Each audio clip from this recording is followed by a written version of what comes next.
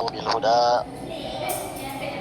ودين الحق يظهره على الدين كله وكفى بالله شهيدا أشهد أن لا إله إلا الله وحده لا شريك له وأشهد أن محمدا عبده ورسوله لا نبي بعده اللهم صل على سيدنا محمد وعلى آله وأصحابه أجمعين أما بعد المحترم والمحترمات في هذه الوقت وفي هذه المكان الحمد لله أشكر الله تعالى لأنه الله سبحانه وتعالى يأتيه عن نعمة الفرصة عن نعمة الصحة عن نعمة الإيمان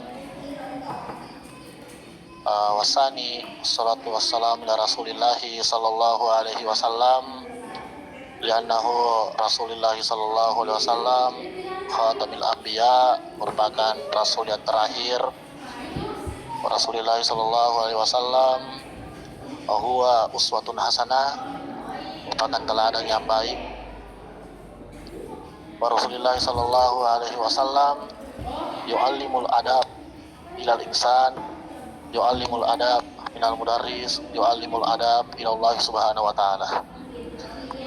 Alhamdulillah, terima kasih atas kesempatan yang diberikan kepada saya memberikan sedikit materi yang bukan berarti saya mengajar, akan tetapi kita saling belajar di tempat ini ya. Sebelumnya saya minta maaf, seharusnya saya pakai songkok tapi saya lupa songkok saya ya. Seharusnya saya pakai songkok dan saya lupa songkok saya. Seharusnya saya di rumah sekarang, tapi karena padatnya kesibukan ya saya masih berapa di Sengkang hari ini, malam hari ini ya. Jadi amanah yang diberikan Ustaz Yusran kepada saya adalah bagaimana caranya kita mengkaji kitab Ta'lim Muta'allim ya. Kitab Ta'lim Muta'allim yang dikarang oleh Imam As-Sukhruji ya. Jadi sebagai pengantar, kalau kita berbicara tentang adab, sebenarnya kata adab itu tinggi sekali. Di Pancasila saja dikatakan kemanusiaan yang adil dan beradab ya. Bukan kemanusiaan yang adil dan berakhlak, tapi kemanusiaan yang adil dan beradab ya. Kampus-kampus juga itu dia lebih eksis dengan kata adab, makanya dia selalu mau dikatakan kampus peradaban ya. Karena adab ini bukan kosakata yang biasa, dan tetapi ini kosakata yang berlapis-lapis maknanya ya. Bukan hanya satu sisi kita mengartikan adab adalah akhlak, tapi ada kalanya adab juga diartikan etika, ada kalanya adab diartikan penghormatan, ada kalanya adab diartikan memuliakan, ada kalanya adab diartikan menghargai ya, dan lain sebagainya ya. Kalau kita melihat kitab yang dikarang oleh Imam As-Sukhruji Ta'lim Muta'allim, sepertinya kita tidak asing dengan kitab ini akan tetapi asing ketika kita membacanya ya. Mungkin banyak orang yang ingin memahami, akan tetapi masih banyak di antara kita yang masih meramu-ramu tentang bagaimana membaca kitab ini ya. Apalagi kalau kita melihat ulama-ulama mutakaddimin itu, atau ulama-ulama yang dahulu, dia itu mengarang kitab dengan besarnya uslub dalam mengarang kata ya. Mungkin kita paham, akan tetapi kita tidak bisa lagi memahami lebih jauh. Mungkin kita tahu apa artinya, akan tetapi kita tidak tahu apa lagi makna tersendirinya Dan sehingga kitab ini saya kategorikan menurut pribadi saya adalah kitab yang sangat sulit.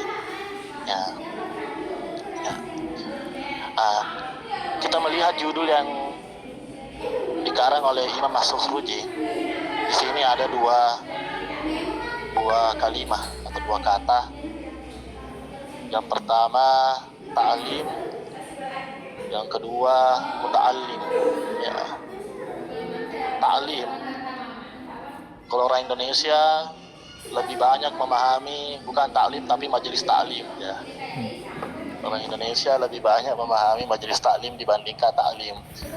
Ya, dan kadang-kadang ini banyak orang salah artikan majelis ta'lim itu, orang artikan rata-rata yang belajar adalah ibu-ibu. Yang satu warna semua mukanya. Ya, padahal bukan. Majelis ta'lim adalah orang-orang yang duduk dan mendengarkan ilmu dan belajar tentang ilmu agama. Ya, itu sebenarnya arti dari majelis ta'lim. Bukan berarti ibu saja, akan tetapi semua yang mengaku Islam wajib belajar ilmu agama. Ya, bukan hanya ustaz yang harus tahu agama, bukan hanya pak imam yang harus tahu agama, ya, bukan hanya kepala KUA yang harus tahu agama, akan tetapi semuanya harus tahu agama. Dan intinya adalah semua orang yang masuk Islam wajib tahu agama. Ya, ini yang perlu kita pahami. Ya. Muta'allim adalah orang yang ingin menuntut ilmu. Muta'allim kita artikan di sini adalah isim fa'il. Ya, muta'allim adalah isim fa'il. Ya. Muta'allim ini kalau kita cari kosakata yang hampir sama, ini hampir sama dengan matlub atau orang yang menuntut, talib, ya.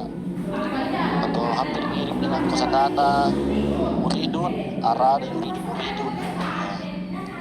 Muridun yang kita artikan adalah orang yang ingin. Ya, makanya kalau ada pelajar dia hanya belajar tapi tidak ingin belajar, itu belum bisa dikatakan seorang murid. Mungkin ada di antara kita, kadang-kadang dia hanya duduk di kelas, belajar saja tapi tidak ada keinginan untuk belajar, maka saya secara dasar itu dikategorikan bukan seorang murid. Karena seorang murid adalah orang yang ingin belajar, dikata aradah, ya, dia ingin, yuridu ingin. Ya, jadi orang yang ingin belajar. Ya. Ta'lim muta'allim, menjadi seorang belajar menjadi seorang pelajar. Ya. Bagaimana caranya kita seorang penuntut ilmu bisa mengetahui kiat-kiat atau semacam kefiah-kefiahnya, cara-caranya menjadi seorang murid yang benar. Nah, pernahkah kita berpikir di antara kita bahwa apakah kita sudah murid yang sesungguhnya? Ya, mungkin kita akan berpikir murid adalah orang yang membawa buku dan pulpen ke kampus dan pulang membawa ilmu. Ya, mungkin kita akan berpikir secara itu. Ya. Apakah kita akan berpikir bahwa murid itu hanya datang ke sekolah dan pulang dari sekolah, datang dari kampus atau pulang dari kampus dan lain-lain sebagainya? Ya. Ternyata murid itu sangat sakral isinya. Ya, karena kenapa? Bukan hanya ilmu dunia yang akan dipelajari, akan tetapi ada juga ilmu batin yang akan diterima. Ya, ada juga nanti di dalamnya hubungan antara murid dan guru, sehingga murid akan bisa berhubungan langsung dengan Allah melalui gurunya. Nah, terkait apa materi yang diberikan kepada saya, yaitu terkait dengan adab murid kepada guru. Yang saya dapatkan dalam kitab Ta'lim Muta'allim, di sini ada 5. Yang pertama yaitu tidak berjalan di depan guru. Ya, tidak berjalan di depan guru. Ya. Di sini dikatakan al-muallimu alla yamsi amamahu. Artinya seorang murid itu tidak boleh berjalan di depan gurunya. Ya. Bukan berarti kita tidak boleh cepat berjalan, akan tetapi kita menghargai seorang guru. Ya. Guru itu nurul ilmi, cahayanya ilmu.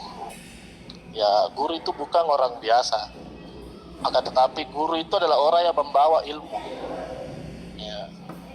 Untuk mendapatkan ilmunya, kita harus menghargai, kita harus memberikan sopan santun kepada seorang guru.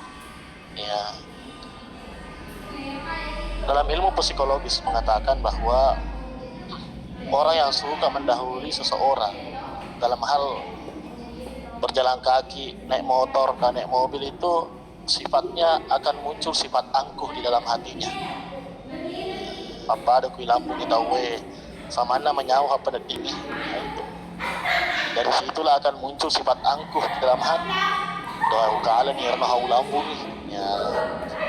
Nah, sehingga sifat itu kita harus tanamkan dalam diri kita agar tidak keluar dengan sendirinya. Yaitu ketika kita berjalan dengan seorang guru tidak boleh melewati, apalagi kita berjalan di depannya. Ya. Ya. Jangankan berjalan di depannya, masih banyak hal-hal sakral yang lain tidak boleh kita lakukan kepada seorang guru, yaitu ya kita tidak boleh mendahuluinya ketika masuk dalam ruangan. Ya. Ketika beliau berjalan, ya beliau dulu yang masuk baru kita. Ya. Nah, masih banyak yang lain contoh-contoh dalam menghargai seorang guru, yaitu ketika motor atau kendaraan seorang guru telah parkir, ya, kita tidak boleh menaikinya atau semacam kita memainkan kendaraan itu. Ya, itu tidak boleh. Nah, karena sangat berharganya seorang guru. Ya. Yang kedua, apa adab seorang murid kepada guru, yaitu tidak duduk di tempat duduk guru. Maksudnya di sini dijelaskan dalam sebuah kitab ta'lim, yaitu wala ya jadi semakanuhu, ya tidak duduk di tempatnya. Ya. Jadi seorang murid, ya ini onro gurta kayaknya onro biasa, apalagi onro pesantren gurta logi jadi kita udah macuri-curi koroh nanti wedi. Ya, bahkan banyak pengalaman teman-teman kita, ya dia duduk di tempat pesantrennya gurta, ya beliau mendapatkan semacam pukulan dari gurta, ya karena tempat itu sangat sakral, ya. Yang hanya bisa diduduki oleh guru kita, ya. Jadi kita tidak boleh menduduki tempatnya gurta, ya. Nah, sama halnya ketika seorang murid, tentunya tempat duduk gurta itu selalu dibersihkan. Ya, kebersihan itu bukan hanya secara lahiriah, akan tetapi secara batinnya juga. Ya. Kalau secara lahiriah, anti gurta mengartikan itu an-nazafah. Akan tetapi kalau dia termasuk batiniah, itu disebut dengan at-tazkiyah. Akan tetapi kalau dia lahir dan batin, anti gurta mengartikan at-taharah. Nah, makanya orang yang berwudu itu adalah orang yang bersih lahir dan batin. Ya. Selain bersih dari lahirnya, dia juga bersih dari batinnya. Karena kenapa? Anti gurta mengartikan at-tahara bermakna bersih lahir dan batin. Ya, itu yang kedua. Nah, yang ketiga terkait dengan adab seorang murid kepada guru, yaitu yang ketiga, jangan mendahului pembicaraan tanpa seizin guru. Ya, artinya adalah ini sedia anak guru, ya udah wedding follow bicara anak guru tak ina wedding permisi kalau ada kongko melo ifau, ya itu mater taru, ya Jadi gurta itu jakong kemelu ipudangi, biasanya kita memakai istilah tabe pun. Ya, Terus harusnya ya jangan langsung memberikan narasi kepada gurta Iya. tanpa ada bahasa-bahasa izin kepada gurta. Ya, karena gurta itu ibarat adalah sebuah orang tua. Kada komelo kima bicara ketemu tata melo tabe gitu yolo lima tabe makwe tabe pak nampakwe. Ya, dan guru itu juga merupakan orang tua di sekolah kita. Ya, gurta selalu memperhatikan gerak-gerik kita, memperhatikan sholat berjamaah kita, memperhatikan cara belajar kita, memperhatikan bagaimana motivasi kita dalam belajar, bagaimana caranya dia bisa membuat motivasi dalam belajar, bagaimana caranya seorang murid tidak bosan ketika belajar. Yang semuanya semua gurta memikirkan hal seperti itu ketika mereka mengajar. Makanya alangkah baiknya kita meminta isi kepada gurta ketika ada sebuah informasi atau narasi yang ingin kita sampaikan kepada gurta. Itu adab yang ketiga. Nah, adab yang keempat yang saya dapatkan dari kitab Ta'limut Ta'alim, yaitu sedikit berbicara dan tidak bertanya hal yang membuat guru tidak nyaman. Ya. Jadi ada seorang ulama ini berdoa kepada Allah Subhanahu wa taala, ya Allah, tolong janganlah Engkau perlihatkan kekurangan guruku, ya. Janganlah Engkau perlihatkan kekurangan guruku. Karena ketika Engkau nanti memperlihatkan kekurangan guruku, itu akan menjadi hal yang selalu aku ingat, ya. Jadi seorang murid itu mendoakan gurunya agar selalu baik-baik. Ya, kita doakan gurta agar selalu memberikan motivasi yang terbaik. Kita doakan gurta agar meridokan semua ilmunya kepada kita. Karena ilmu yang terbaik adalah ilmu yang diberi oleh seorang guru kepada muridnya. Ya. Nah, ketika kita berbicara kepada gurta, ya kadang-kadang di antara kita selalu memberikan bahasa-bahasa yang menganggap gurunya sebagai teman. Ya, menganggap gurunya sebagai teman.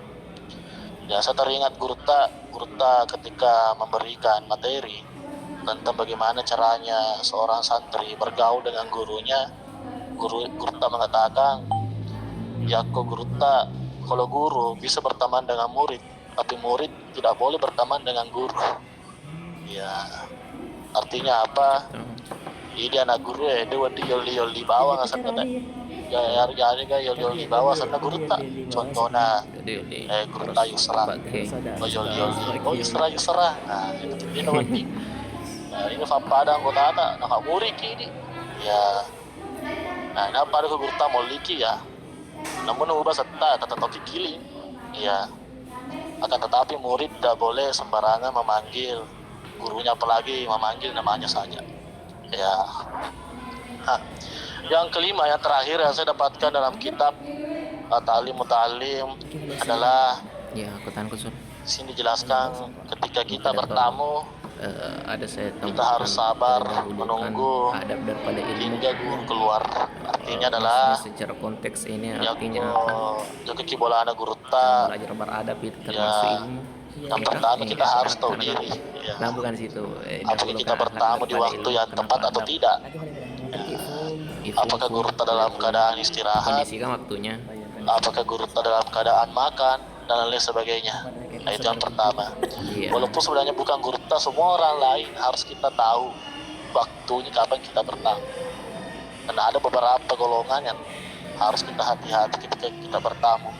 Yang pertama yaitu ketika kita bertamu ke rumah yang ada anak kecil di dalamnya. Ya. Nah, siapa yang tahu jika di dalam rumah itu ternyata anaknya baru tidur, ya lama prosesnya baru tidur anaknya, baru kita lagi yang bangunkan, itu merepotkan tuan rumah di dalam. Ya. Yang kedua yaitu orang tua ya atau lanjut usia. Kita harus hati-hati juga ketika bertamu di rumahnya. Mungkin mereka baru istirahat tapi kita mengganggu istirahatnya, ya kita harus perlu berhati-hati juga. Yang ketiga yaitu orang yang menikah. Ya, kita harus berhati-hati juga ketika kita bertamu dengan orang yang menikah. Ya, jangan sampai kita mengganggu kemesraan antara suami dan istri. Cocok aja nama. Kita mengganggu mereka ya. Kita harus hati-hati juga. Kita harus buat janji. Jangan sampai kalau tidak buat janji, ya sementara mereka bermesraan kita datang ya mereka akan emosi. Nah, diganggu dia. Ya makanya perlunya kita berhati-hati ketika kita bertamu di rumah seseorang, apalagi di rumahnya kita. Ya, jadi inilah yang Aku tangkap inilah beberapa hal-hal yang saya dapatkan tentang pakai HP mana? bagaimana adab seorang murid Tidak kepada pandang guru. salahnya. Intinya di sini adalah kita selalu memegang teguh prinsip kita sebagai murid. Apa itu prinsip kita? Biasa dia adalah samina wa ta'na. Apa yang disampaikan, apa yang disuruhkan guru kepada kita, kita harus lakukan. Ya, saya sendiri merasakan bagaimana guru menyuruh saya kepada hal-hal yang sangat sulit bagi saya. Ya, disuruh nih masa ya, disuruh nih ngurus UWY, ya, disuruh menghantar rantang dan lain sebagainya, disuruh pakai jema, disuruh macor masiji, ya. Kalau kita lihat Suruh macor masiji. semua hal ini semua sangat rendah bagi kita. Ya, akan tetapi kalau kita melihat ke atas ternyata yang menyuruh kita adalah nurul ilmu, orang yang memberikan ilmu kepada kita, orang yang mengantarkan ilmu kepada kita. Ya. Nah, saya pernah bersama dengan teman-teman, kita disuruh cor tengah malam. Ya.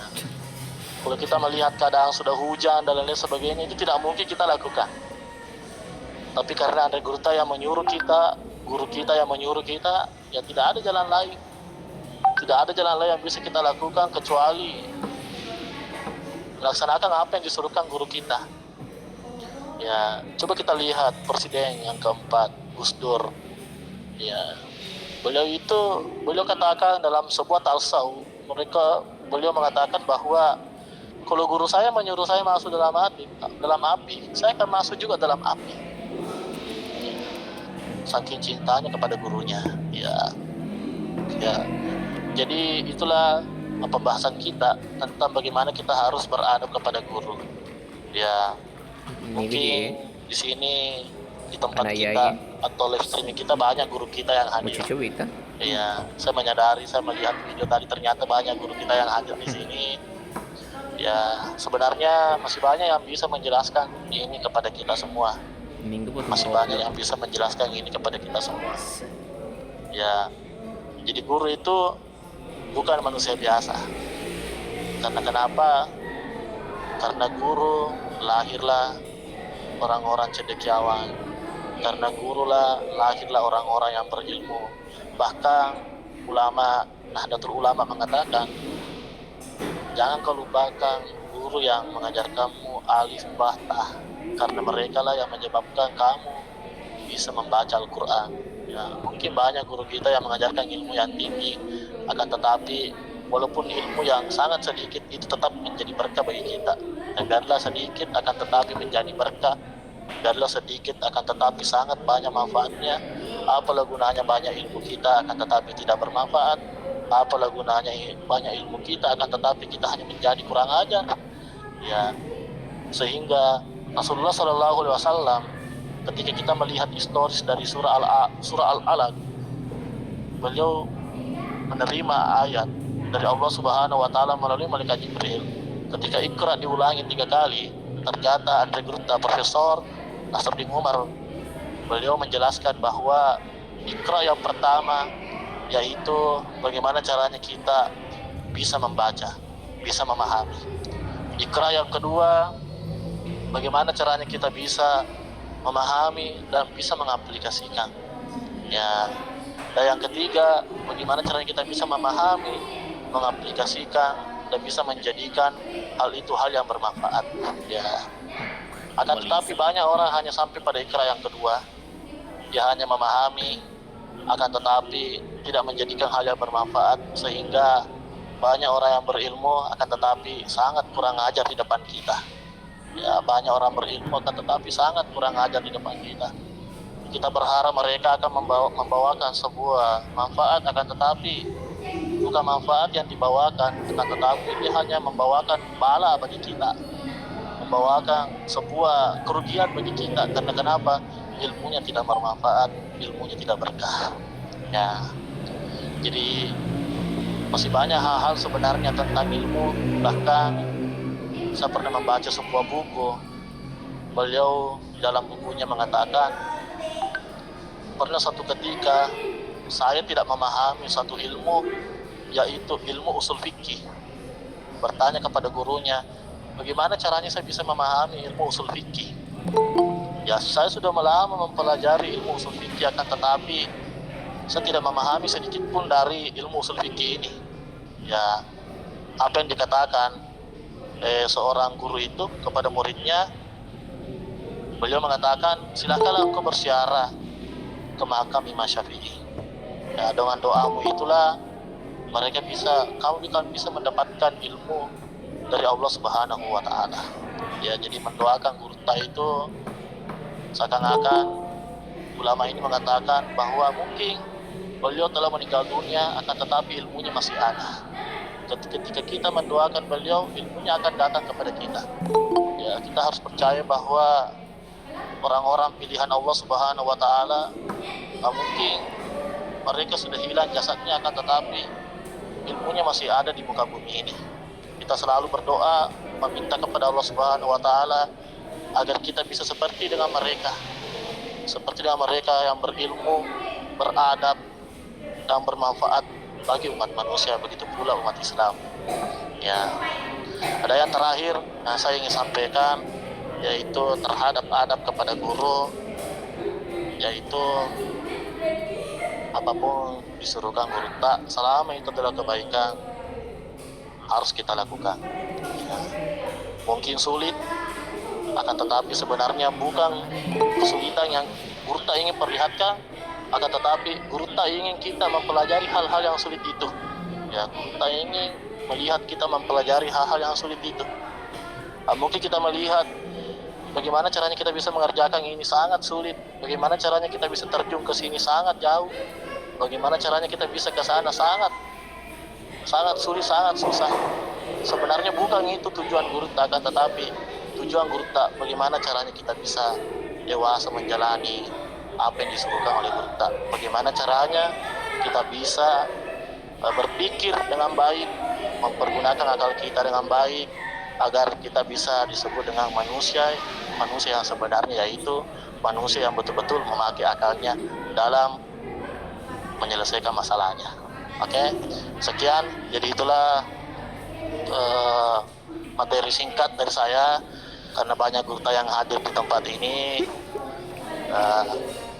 Mungkin cukup sekian yang sampai saya sampaikan. Wabillahi taufiq wassadah. Assalamualaikum warahmatullahi wabarakatuh.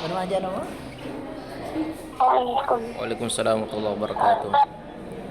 Jadi itulah yang tadi disampaikan oleh Guru Tak mengenai kajian adab dalam konteks kitab Ta'lim Muta'allim, ya.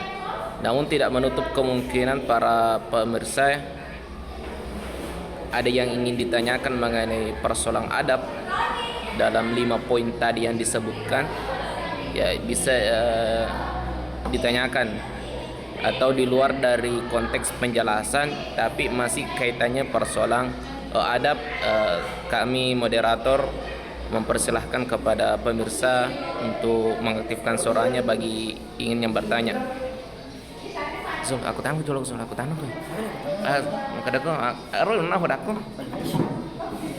Kenapa adab didahulukan daripada ilmu? Suara.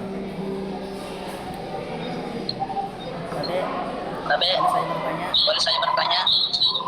Oh iya, kepada saudara Andi Muhammad Nuzul, ya mungkin bisa untuk diajukan pertanyaannya.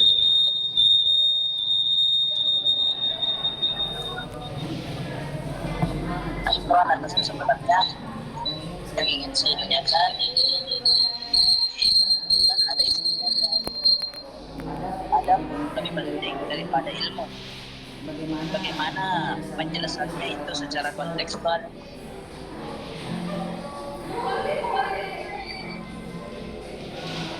Ya, syukron atas pertanyaannya. Ya, mungkin ada yang lain dari pemirsa untuk ditanyakan persoalan adab, atau mungkin kita langsung kepada narasumber kita untuk menjawab pertanyaan dari saudara kita mengenai kenapa adab itu lebih penting atau lebih dahulukan daripada ilmu itu sendiri. Saya rasa kepada narasumber kita berikan untuk menjawab pertanyaan tersebut. Tabe Pung. Oke, terima kasih atas kesempatan atas pertanyaan yang diberikan kepada saya. Ya, pertanyaan tadi dari Ustaz siapa namanya ini, Andi Muhammad Nuzul, ya beli kampung ya. Jadi bagaimana kontekstual adab dan ilmu, ya, kontekstual antara adab dan ilmu, ya begitulah. Karena bila sempat tadi saya sampaikan, karena muncul pertanyaan, ya saya ingin menyampaikan sedikit saja. Jadi adab itu lebih didahulukan dibandingkan ilmu, ya. Dan coba kita lihat Al-Quran, ya. Mungkin kalau kita berbicara tentang ilmu, mungkin iblis lebih banyak ilmunya dibandingkan kita. Ya, bahkan ada seorang ulama mengatakan bahwa iblis itu lebih menghafal Al-Quran dibandingkan Rasulullah Sallallahu Alaihi Wasallam. Karena kenapa? Iblis itu melihat turunnya Al-Quran. Iblis ini menyaksikan Al-Quran turun kepada Rasulullah Sallallahu Alaihi Wasallam. Akan tetapi karena dia tidak punya adab, ya, sehingga mereka disuruh sujud kepada Nabi Adam alaihissalam, bukan sujud karena untuk ibadah, kan, tetapi dijelaskan dalam kitab tafsir di situ dikatakan at-tahrim, artinya penghormatan kepada Nabi Adam alaihissalam. Ya, mereka menolak, ya, dan mereka tidak melihat siapa yang menyuruh mereka, ya, padahal itu adalah perintah Allah Subhanahu wa taala. Ya, beda lagi dengan malaikat. Malaikat malahan ditegur langsung oleh Allah Subhanahu wa taala dalam Al-Qur'an. Wa iz qala rabbuka lil malaikati inni ja'ilun fil ardi khalifah. Ya, ketika mereka menolak tentang manusia diturunkan di muka bumi ini. Ya, qalu ataj'alu fiha ma yufsidu fiha wa yufsikud dima, dengan alasan mereka itu akan merusak bumi ini, akan mengadakan atau istilahnya pertumpahan darah di muka bumi ini. Ya, wa nahnu nusabbihu bihamdika wa nuqaddisu lak. Saking parahnya seorang malaikat menolak manusia di muka bumi ini, dia bahkan ingin amalnya itu dijadikan sebagai pertimbangan. Ya, sedangkan kami ini selalu bertasbih kepadamu. Ya, apa yang dikatakan oleh Allah Subhanahu wa taala, qala inni a'lamu ma la ta'lamun. Ya, dengan bahasa balaga seperti ini Allah Subhanahu wa taala, menurut Andre Gurta Profesor Nasr bin Umar, Allah Subhanahu wa taala sangat marah kepada malaikat. Ya, sehingga Andre Gurta mengatakan mulai pada saat itu, ketika Allah Subhanahu wa taala mengatakan qala inni a'lamu ma la ta'lamun, mulai pada saat itu malaikat selalu meminta taubat kepada Allah Subhanahu wa taala sampai sekarang. Ya, jadi bagaimana sebenarnya kontekstualisasi antara adab dan ilmu? Ya, adab lebih didahulukan. Ya, bahkan Imam Malik, ya, lebih 20 tahun hampir 20 tahun mempelajari adab. Seandainya masih ada lagi adab yang beliau ingin pelajari, dia akan mungkin menambah waktunya untuk belajar adab dibandingkan belajar ilmu. Ya karena adab inilah, saya katakan tadi, adab ini sangat sakral bagi saya. Menurut saya sangat sakral. Karena kenapa? Bukan lagi akal yang membuat orang hebat, bukan lagi belajar membuat orang hebat, akan tetapi karena kelembutan seseorang itu, ilmu cepat turun dalam hatinya. Ya, itulah pentingnya kita beradab, karena halusnya ilmu masuk ke dalam dada kita. Kalau misalnya tidak ada adab, ya malahan sifat buruk yang kita sering tampilkan, ya ilmu yang akan masuk ke dada kita itu semakin sempit, dan bahkan tidak ada ilmu sedikit pun yang bisa masuk dalam dada kita atau dalam hati kita. Jadi itu saja penjelasan singkat saya kepada Ustaz Andi Muhammad Nusul. Assalamualaikum warahmatullahi wabarakatuh. Waalaikumsalam warahmatullahi wabarakatuh. Dan ada pun juga dari peserta atas nama Alif Maulana, ya, mengangkat tangan, mungkin ingin bertanya. Bagaimana saudara Alif Maulana? Apakah ada yang ingin ditanyakan persoalan adab kepada Gurta? Tapi Ustaz, tapi Pung, Iya. jadi gini, magatosi pala adapna tahapan-tahapan dalam menuntut ilmu agar kayak perlu mulai dari ilmu-ilmu apa dulu yang perlu dipelajari, karena terkadang ya aku langsung mirip kayak ilmu tafsir tanpa ada ilmu alat sebelumnya kan susah dipahami. Jadi adab-adabnya kayak waraga tahapan-tahapannya. Tahapan. Oke, jadi saya jawab. Ya, ini hanya menurut pribadi saya. Tahan di bawah. Jadi bagaimana tahapan belajar adab? Ya. Jadi tahapan belajar adab itu ada dua yang saya tahu. Adab bisa saja terjadi ketika kita berbuat kesalahan. Ya. Artinya baru kita sadar ternyata saya salah. Ya, ada adab bisa saja terjadi ketika kita melihat lingkungan kita. Ya. Jadi tahapan adab yang perlu kita ketahui adalah bagaimana caranya kita sadar. Ya. Aku misalnya ini mau bicara ki, yang kumanya sedih kui goreki, yang perlu kita pahami itu di goreki nafas sedangkan lagi di goreki majai sedih apalagi tahu misalnya kesebagus nih janjar dekat. Artinya kita jadikan diri kita adalah sebuah simetri, artinya sebuah cermin, ya sebuah cermin. Ya jako ini lagi majai sedih fakro makin ketolengi. Ya kita mau dihargai, ya kita hargai dulu orang. Ya walaupun belakangnya orang tidak menghargai kita, setidaknya kita sudah menghargai orang lain. Ya kita tidak perlu meminta balasan untuk dihargai. Akan tetapi kita selalu berdoa semoga apa yang kita hargai mereka juga menghargai kita. Ya, jadi tahap pertamanya adalah bagaimana kita bisa bercermin, melihat diri kita, menyadari lebih dalam diri kita tentang bagaimana caranya menghargai atau beretika kepada orang lain. Jadi itu saja menurut pribadi saya. Sekian, assalamualaikum warahmatullahi wabarakatuh. Jadi itulah jawaban tadi dari pertanyaan, dan tidak menutup kapan kemungkinan ada yang bertanya sebab salah-salangi ku dua mikafafaku tanah.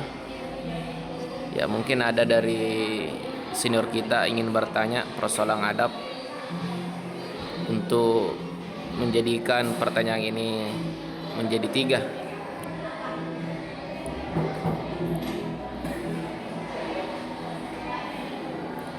Bila tidak ada, maka kajian kita akan tutup.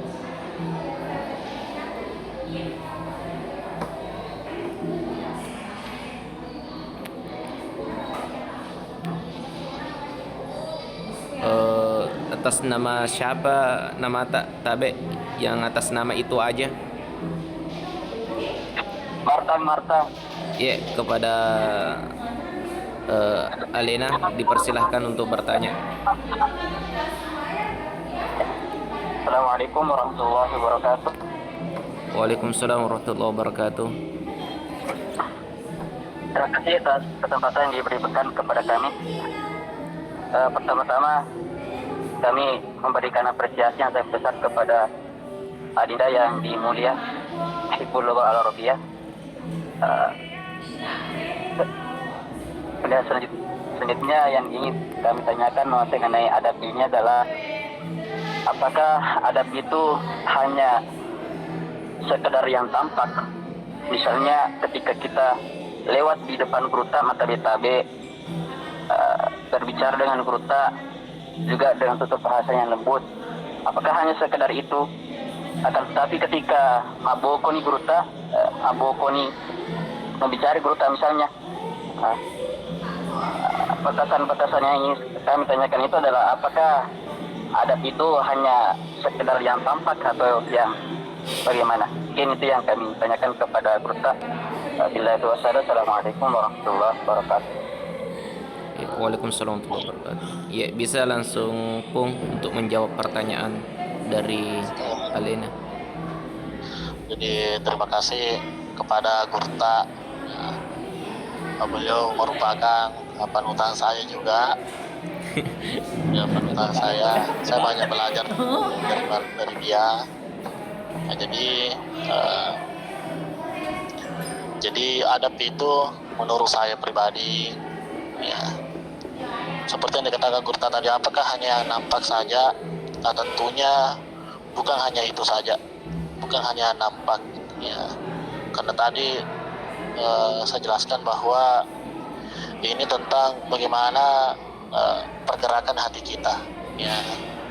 Jangan sampai lain di perbuatan kita, ternyata lain di hati kita, ya. Jangan sampai kita hanya berpikir ini pemilu masuk pajang, ya mitoki ke Gurta, ya, bukan karena kewajiban kepada Allah Subhanahu wa Ta'ala. Nah, walaupun saya secara pribadi awalnya dari situ, mitoki ke Gurta, nah hasil dia masuk pajang, tetapi lama kelamaan itu tumbuh dan berkembang. Bukan lagi takut kepada Gurta, tetapi memang kewajiban kami itu kepada Allah Ta'ala untuk berjamaah. Ya, saya kadang-kadang khilaf, ya, kadang-kadang lupa sholat berjamaah, ya.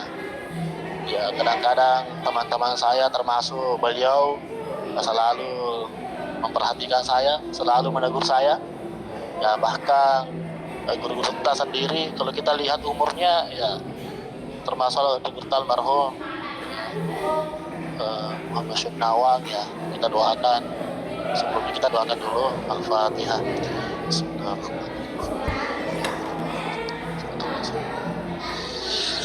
Nah, Tayyib. Jadi seperti Gurta, kalau kita lihat umurnya Gurta tidak akan ke asrama jam 12 siang. Akan tetapi karena beliau sadar bahwa dia adalah orang tua kita, ya, mau tidak mau beliau akan selalu mengingatkan kita tentang sholat. Walaupun pesannya sangat sederhana, maka rajin musalli sampai berjamaah, sebenarnya itu adalah kewajiban yang sangat besar bagi kita, seorang murid kepada seorang guru. Nah, jadi adab itu sebenarnya harus dari hati kita juga. Ajana iri bagi kita mana ya sengadap, akan tetapi bagaimana hati kita juga bisa beradab kepada seorang guru. Yang mungkin jawaban ini masih perlu dikembangkan, terutama guru-guru yang hadir di tempat ini. Ya, mungkin masih banyak yang perlu kita terapkan, mungkin masih banyak penjelasan-penjelasan yang lebih akurat, lebih efisien, dan lebih bersinergi kepada kita untuk meningkatkan adab kita kepada Gurta. Jadi itu saja jawaban singkat pribadi saya. Assalamualaikum warahmatullahi wabarakatuh. Wah, selesai nih? Ya, Waalaikumsalam warahmatullahi wabarakatuh. Jadi itulah kajian kita, dan diakhiri dengan tanya jawab persoalan adab ini, ya. Kenapa ini sangat urgen untuk kita bahas? Karena inilah yang hampir hilang, hampir punah, sehingga Bapak Prof. Quraish Shihab membuat buku ya persoalan akhlak itu sendiri. Karena di bangsa kita ya dalam skala kecil saja di pondok kita sendiri termasuk adalah Asadiyah, itu yang sangat ditekankan terhadap santri-santrinya untuk memperlakukan guru itu sebagai tenyemu puang, tapi diperlakukan sebagai guru tak diperlakukan sebagai ulama. Maka itulah yang saya ingin sampaikan, dan kami juga ucapkan terima kasih kepada pemateri, syukran jazakumullah khair, dan kepada peserta yang berkesempatan untuk hadir di dalam kajian ini. Mudah-mudahan ye nasabari nono barakan Allah taala nawading mencaji ke santri yang ke makiada lor guru tak nasabari nama barakat fadi sengeta dari lolong famasin Allah taala. Amin amin ya rabbal alamin. Maka kami tutup dengan ucapan hadanallahu wa iyyakum ajmain. Wabillahi taufiq wassadah. Assalamualaikum warahmatullahi wabarakatuh. Waalaikumsalam.